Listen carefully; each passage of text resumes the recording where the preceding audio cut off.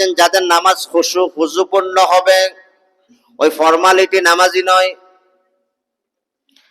আমার আল্লাহ রাব্বুল আলামিন তিনি প্রশংসা করেছেন আল্লাযীনা ইউকিমুনাস সালাতা ওয়া ইউতুজ যাকাতা ওয়া হুম বিল আখিরাতি হুম ইউকিনুন।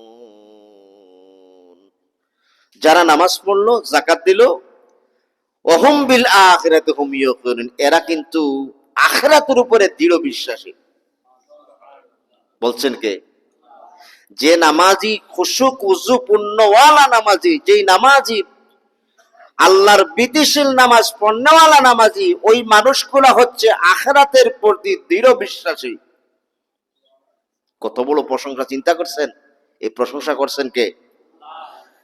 আল্লাহ বলেন ওহুম বিল আখিরাতি হুম ইউকিনুন। যারা নামাজটা বিনয়শীল নামাজ পড়ে, খুশু হুজুর সাথে নামাজ আদায় করে, ওরা হলো আখিরাতের দৃঢ় বিশ্বাসী। কারণ যখন নামাজে দাঁড়ায়, নামাজে দাঁড়ানোর পরে বাজারের হিসাব করে না, বাহিরের চিন্তা করে না। কারণ সে বেচারা জানে পরকাল বলতে একটা আছে, আখিরাত বলতে একটা আছে। আখিরাত পরকালে যাওয়ার পরে আমাকে আমার জীবনের পুঙ্খানুপুঙ্খ হিসাব দিতে। এই জন্য আমার আল্লাহ বলেন ওহুম বিল আখিরাতি হুম ইউকিনুন। ওই না মানুষগুলাই হলো আখিরাতের প্রতি দৃঢ় বিশ্বাসী। জোরে বলেন সুবহানাল্লাহ। আল্লাহর এই প্রশংসার ভিতরে আমরা থাকতে চাই কি চাই না?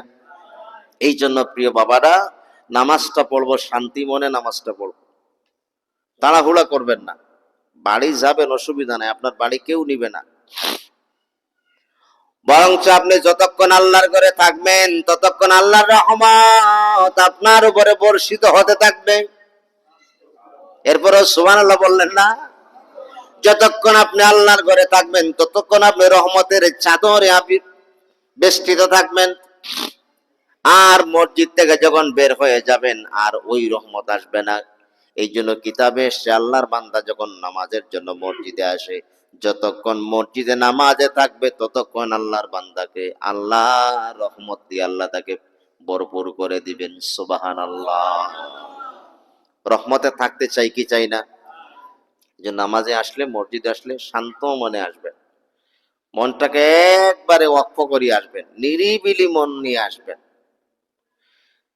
কারণ আমার নবী জানায় দেন, সাহাবায়ে কারাম জানতে চাইলেন, ইয়া রাসূলুল্লাহ, ইয়া হাবিবাল্লাহ, নামাজে গেলে আমাদের মনটা এদিকে যায় ওইদিকে যায়, বাসার লাইন কি? এক নাম্বার লাইন হলো মনটা ঘুরাইয়া আনবেন, আর একটা লাইন হলো যেই নামাজটা পড়বেন এটি আপনার জীবনের শেষ নামাজ মনে করে পড়বেন। সুবহানাল্লাহ। সাহাবায়ে কেরাম জানতে চাইলেন, নবী কেমনে ফিরাইয়া আনবো? বলে এইভাবে ফিরাইয়া আনবা, তুমি যখন নামাজে দাঁড়াইবে এটাই তোমার জীবনের শেষ নামাজ। এরপরে তোমার নামাজ আর পড়ার সুযোগ নাও হতে পারে। তোমার নামাজ মানুষ পড়বে, জানাজার নামাজ। ঠিক না বেটি? এই নিয়ত লইয়া দাঁড়াও যে আমার শেষ, এই আজকের জুমার নামাজটাই হয়তো আমার শেষ। আপনি এমন একটা নিয়ত নিয়ে নামাজে দাঁড়ান, খুদার কসম নামাজে আপনার শান্তি লাগবে, ওই নামাজটা কবুল হয়ে যাবে, আপনি কামিয়াব হয়ে যাবেন। সুবহানাল্লাহ বলেন।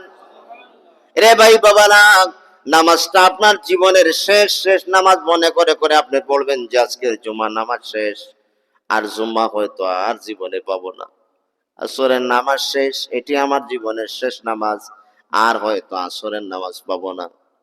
যখন এশার নামাজে আসবেন, ওই নিয়তে আসবেন, এটা আমার জীবনের শেষ নামাজ, কালকে হয়তো আর ফজরের নামাজ আমি আর পাবো। এই নিয়ত করে যদি আপনি আসেন মসজিদে, তাহলে দেখবেন আপনার ওই নামাজটা এত সুন্দর একটা নামাজ হবে, আপনি নিজে নামাজ পড়লে ফিল করতে পারবেন যে আপনার একটা সান্ত্বনা আসতেছে, মনে শান্তি লাগতেছে। সুবহানাল্লাহ। পড়েন না, একটা দিন একটা নিয়ত করিয়া এক ওয়াক্ত নামাজ পড়েন, যে দেখি তো আজকের নামাজটা একবারে সব পেরেশানি দূর করে আমি আল্লাহকে খুশি করার জন্য একবারে নিরিবিলি মন নিয়ে শেষ নামাজ মনে করে পড়ি। দেখবেন আপনার মন কতটুকু শান্তি থাকে। সুবহানাল্লাহ।